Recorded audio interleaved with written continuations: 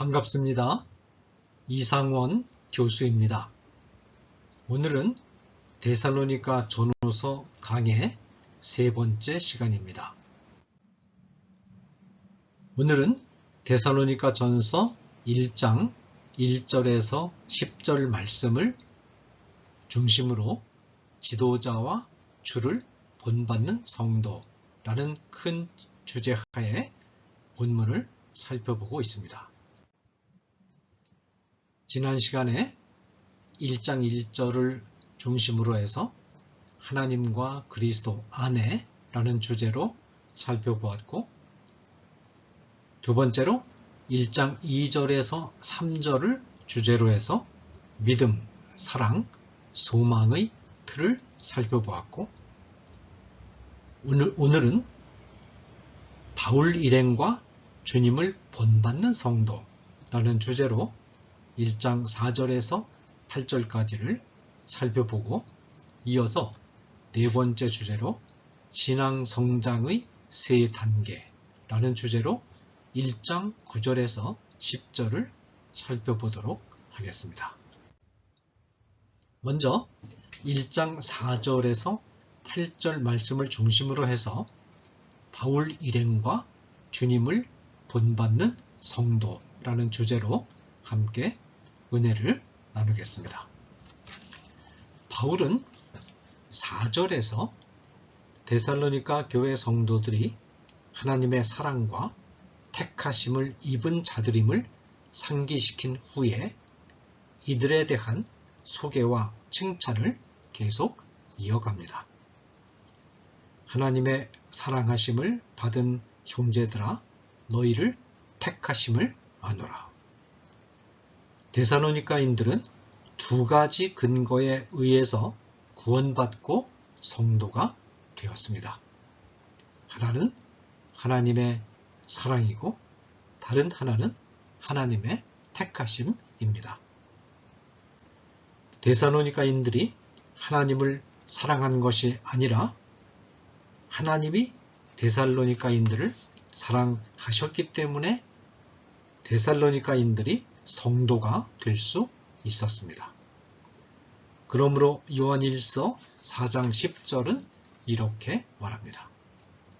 사랑은 여기 있으니 우리가 하나님을 사랑한 것이 아니요 하나님이 우리를 사랑하사 우리 죄를 속하기 위하여 화목제물로 그 아들을 보내셨음이라. 또한 데살로니가인들이 하나님을 선택한 것이 아니라 하나님이 데살로니가인들을 선택하셨습니다.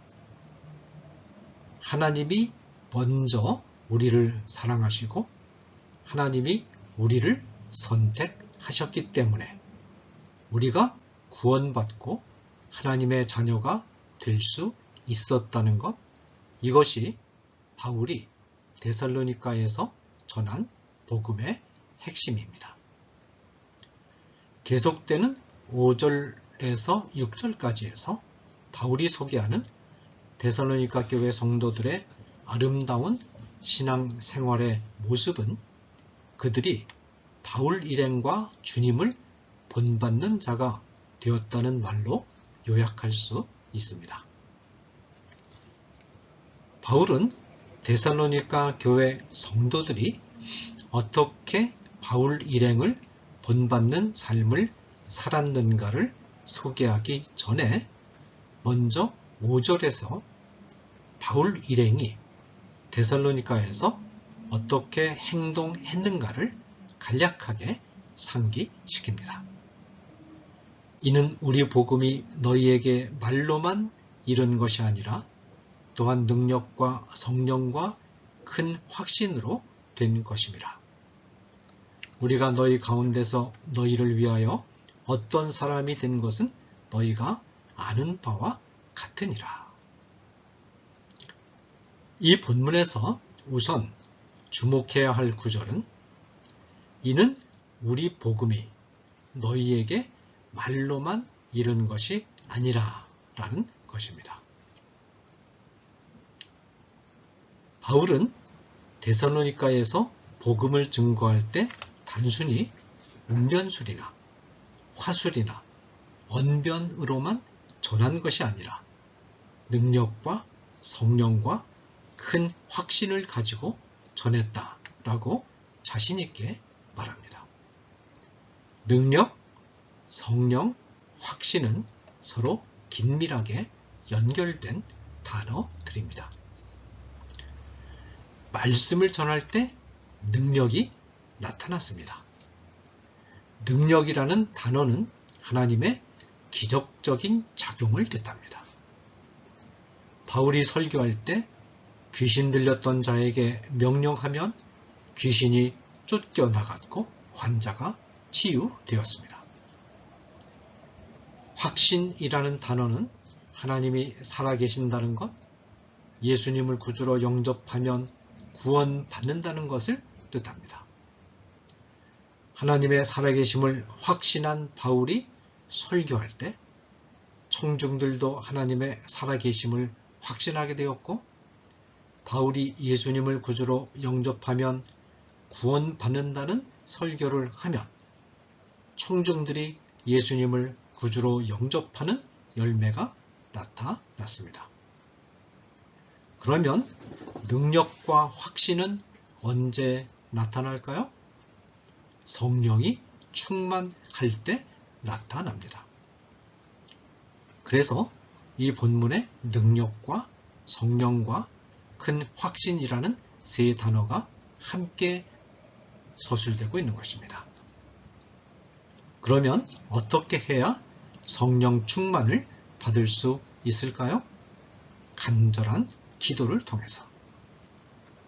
바울은 깊이 기도하면서 말씀을 전했습니다. 기도가 결여된 복음 전도와 설교는 철학적 강도는 될 수 있어도 사람의 영혼을 변화시키고 주께로 인도하는 능력 있는 말씀으로 나타날 수는 없습니다. 간구함을 통해서 임하는 충만한 성령의 권능이 함께할 때 전하는 말씀이 사람을 변화시킬 수 있습니다. 그러나 바울 일행은 성령의 권능을 힘입는 준비에만 주력한 것이 아니라 데살로니가 교회 성도들에게 바른 삶의 모습을 보여주기 위해서 행동에도 매우 주의했습니다. 우리가 너희 가운데서 너희를 위하여 어떤 사람이 된 것은 너희가 아는 바와 같으니라. 우리는 바울이 지혜로운 사람임을 알 수 있습니다. 바울은 처음 신앙생활을 시작하는 성도들에게 말씀을 가르치는 자 또는 신앙생활의 경륜이 오래된 자의 살아가는 모습과 행동하는 모습이 얼마나 중요하고 결정적인 영향을 끼치는가를 잘 간파하고 있었습니다. 바울 일행은 데살로니가 교회 성도들에게 자신들이 어떻게 행동했는가를 한번 생각해 보라고 자신있게 말할 수 있을 만큼 훌륭한 삶의 모범을 보여주었습니다. 6절은 초신자의 신앙생활이 성장하는 중요한 과정을 보도하고 있습니다. 또 너희는 많은 환난 가운데서 성령의 기쁨으로 말씀을 받아 우리와 주를 본받은 자가 되었으니.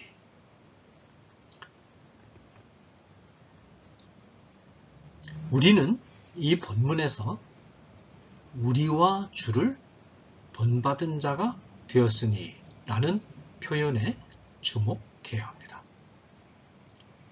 바울은 주님과 우리를 이라고 하지 않고 우리와 주를 이라고 표현했습니다.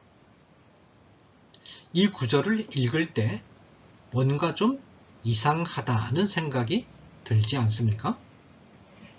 신자들에게는 주님이 가장 중요한 분이니까 주님이 먼저 언급되어야 하지 않겠습니까? 그런데 바울은 여기서 주님에 대한 신뢰를 무릅쓰고 우리를 앞에 둡니다. 바울의 논리는 데살로니가 교회 성도들이 우리 곧 바울 일행을 먼저 본받은 뒤에 주님을 본받았다는 것입니다. 왜 이런 표현을 했을까요? 이 순서는 간단하지만 성도들이 성숙해가는 과정을 정확하게 간파한 중요한 순서입니다. 처음 교회에 나와서 성경도 모르고 구원의 진리도 잘 모르는 사람들의 눈에는 예수님의 모습이 잘 들어오지 않습니다.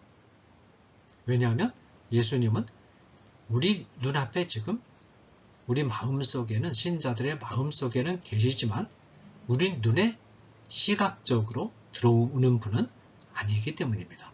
예수님이 영으로 계시기 때문이죠. 지금 현재 우리 마음속에 물론 하나님의 우편 보좌에는 몸과 영혼이 전인으로 부활하신 몸으로 계시지만 우리 성도들의 마음속에는 영으로 들어와 계시지 않습니까? 그래서 초신자들은 눈에 시각적으로 들어오지 않는 그런 예수님을 아직 성경도 잘 모르고 또 신앙생활의 경험도 일천하기 때문에 잘 들어오지 않습니다. 그래서 이 초신자들은 말씀을 가르치는 자들과 먼저 신앙생활을 시작한 성도들의 외적으로 드러나는 행동을 보고 예수님의 모습을 간접적으로 추정을 하는 것입니다. 초신자들이었던 데살로니가 교회 성도들도 예수님을 본받는 생활을 하기 전에 바울 일행의 행동을 보고 이들의 행동을 본받기 시작한 것입니다. 교회에 처음 나오는 초신자들은 먼저 교회 지도자들이나 오랜 신앙의 경륜을 가진 자들을 따르고 본받습니다. 이들을 본받는 삶으로부터 점차 예수님을 본받는 삶으로 나아가는 것입니다. 그러므로 올바른 순서는 우리를 먼저 본받고 그 다음에 주님을 본받는 것입니다. 주님을 먼저 본받고 우리를 본받는 것이 아닙니다. 다시 말해서 초신자들은 말씀을 가르치는 자나 신앙생활을 먼저 한 성도들이 아름다운 신앙생활을 하는 것을 보고 저런 아름다운 신앙생활이 어디서부터 오는 것일까를 궁금해하다가 결국은 자신들이 본받고 있는 먼저 신앙생활을 한 성도들의 그 아름다운 신앙생활이 예수님으로부터 온다는 사실을 마침내 발견하고 이제 관심을 예수님께로 향하는 것입니다.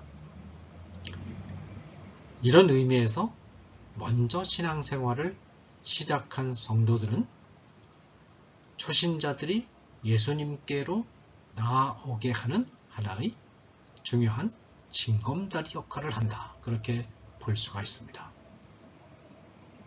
만약에 이 징검다리가 없다면 어떻게 되겠습니까?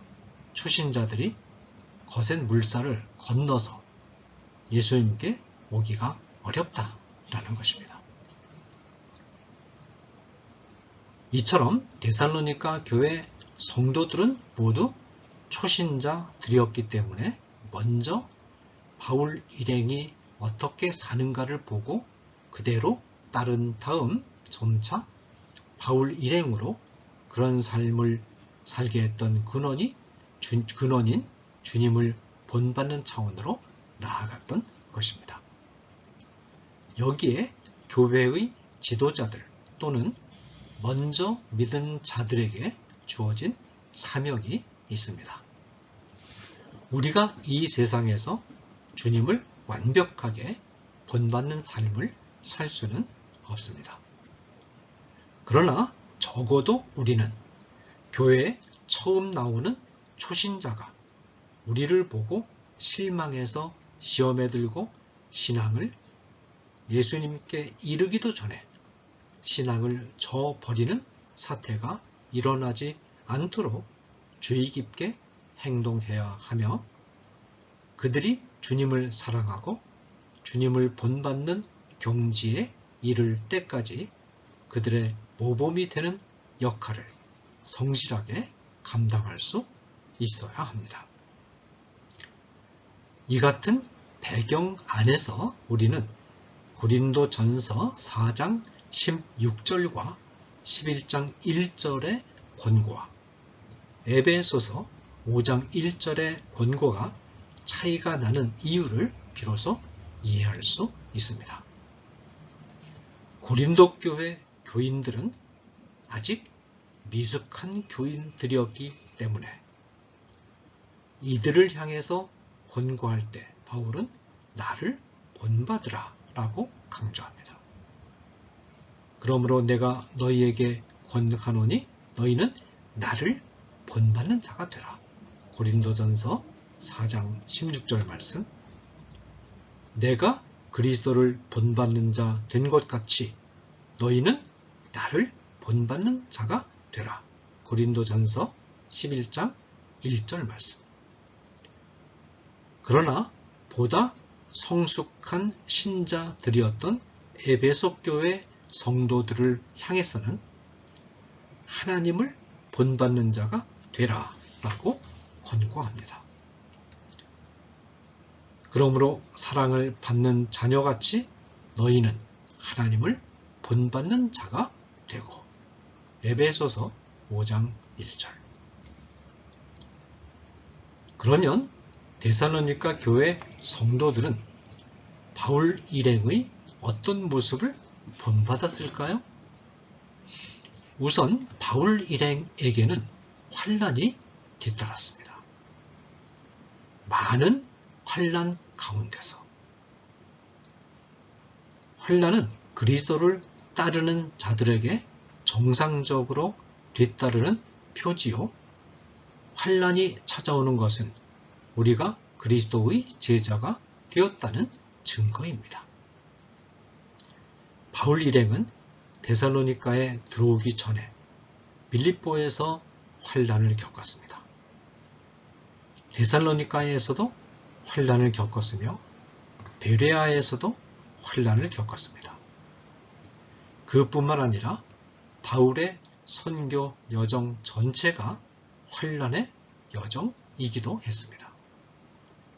그런데 데살로니가 교회 성도들이 바로 이 점을 깨닫고 환난 가운데 있는 것이 바로 예수님의 제자된 표지임을 인식했던 것입니다.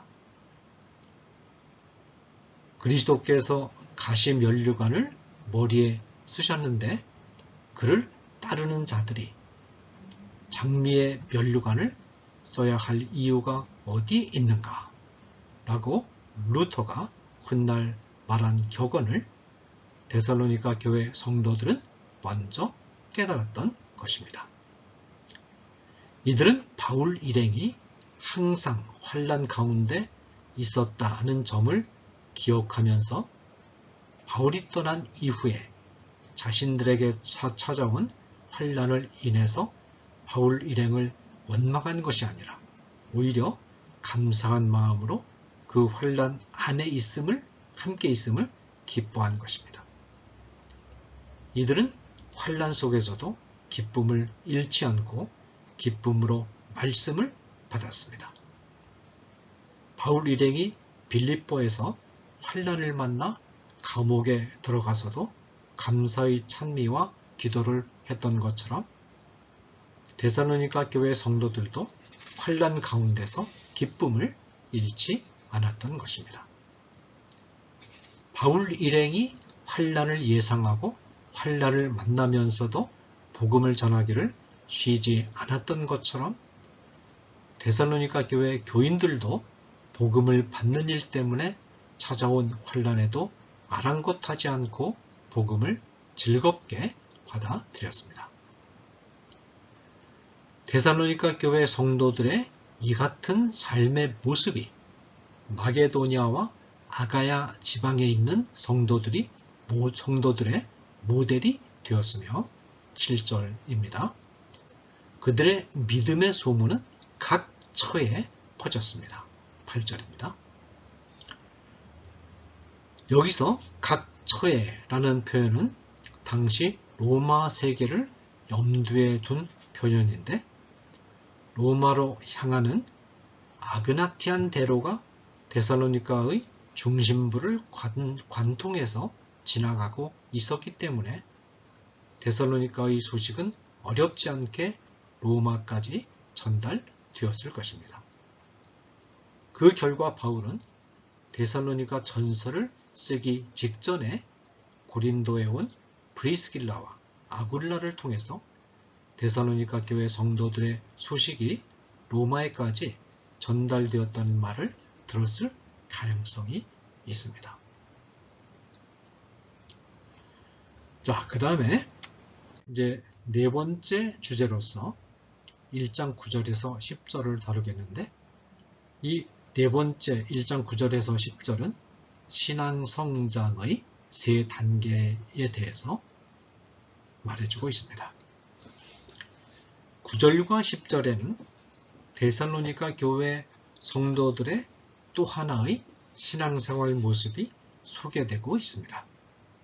세 번째 묘사가 되는 셈입니다. 그들이 우리에 대하여 스스로 말하기를 우리가 어떻게 너희 가운데에 들어갔는지와 너희가 어떻게 우상을 버리고 하나님께로 돌아와서 살아계시고 참되신 하나님을 섬기는지와 또 죽은 자들 가운데서 다시 살리신 그의 아들이 하늘로부터 강림하실 것을 너희가 어떻게 기다리는지를 말하니 이는 장래의 노하심에서 우리를 건지시는 예수시니라. 이 본문은 원래 모두 불신자들이었던 데살로니가 교회 성도들의 신앙이 세 단계를 거쳐서 성장하는 과정을 묘사하고 있습니다. 첫 번째 단계는 우상을 버리고 하나님께로 돌아오는 단계입니다. 너희가 어떻게 우상을 버리고 하나님께로 돌아와서 이방신을 숭배하고 있었던 데살로니가인들이 이방신을 버리고 하나님께 돌아오는 것은 이들이 기독교인임을 알리는 중요한 표지였습니다. 첫 번째 단계는 이처럼 데살로니가 교회 성도들이 우상 숭배를 청산하고 예수님을 받아들여 성도가 된 과거 사건에 중점이 있습니다. 두 번째 단계는 살아계시고 참되신 하나님을 섬기는 단계입니다. 살아계시고 참되신 하나님을 섬기는 지와 이 섬긴다라는 단어는 노예가 일하는 모습을 묘사한 단어입니다. 노예처럼 일한다는 것은 모든 인류의 삶의 방식을 묘사하는 표현입니다. 모든 인간은 주인에게 노예처럼 복종하면서 살아갑니다. 중요한 것은 주인이 누구인가 하는 것입니다. 인간이 노예처럼 복종하는 주인은 둘입니다. 하나는 사탄입니다. 불신자는 사탄이라는 주인의 노예로서 사탄이 휘두르는 죄와 사망의 세력에 장악된 채 사탄의 명령에 굴종해서 사는 자입니다. 성도는 예수님이라는 새로운 주인의 노예로서 예수님의 은혜와 생명의 세력에 사로잡혀 철저하게 복종하면서 사는 자입니다. 인간이 누구의 노예도 되지 않고 자유롭게 살 수 있는 영역은 없습니다.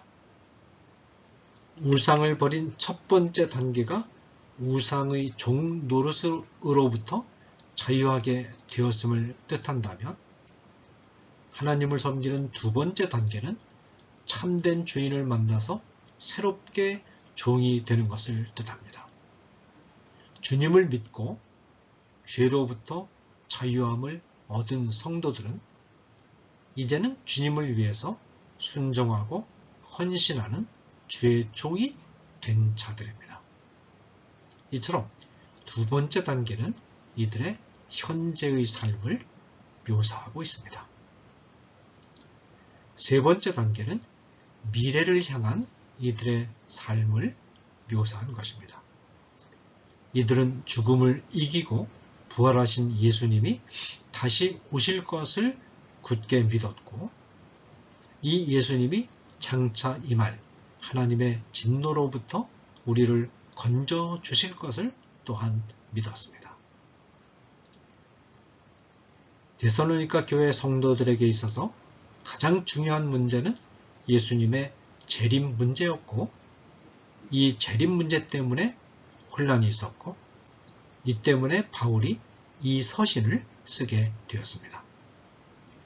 그러나 바울은 재림에 대한 이들의 오해를 교정해 주기 전에 먼저 이들이 가진 재림에 대한 소망을 바람직하고 정상적인 기독교인의 표지로서 칭송하고 격려하는 것을 잊지 않습니다. 자, 그런데 이 데살로니가 교인들의 신앙생활의 성장의 세 단계를 잘 보시면 믿음, 사랑, 소망이라는 데살로니가 전후서 전체에 나타난 사도 바울의 사상의 틀이 여기에 상응하고 있음을 알 수가 있습니다. 첫 번째로 우상을 버리고 하나님께 돌아온 과거의 사건은 예수님에 대한 믿음이 중심을 이루고 있고, 둘째로 살아계시고 참되신 하나님을 섬기는 것, 이것은 사랑의 실천을 중심으로 한 현재의 생활과 밀접한 관련이 있다면, 세 번째로 그의 아들이 하늘로부터 강림하실 것을 기다리는 것은 또 하나의 틀인 소망과 긴밀한 관련이 있음을 우리가 감지할 수가 있습니다. 네, 감사합니다.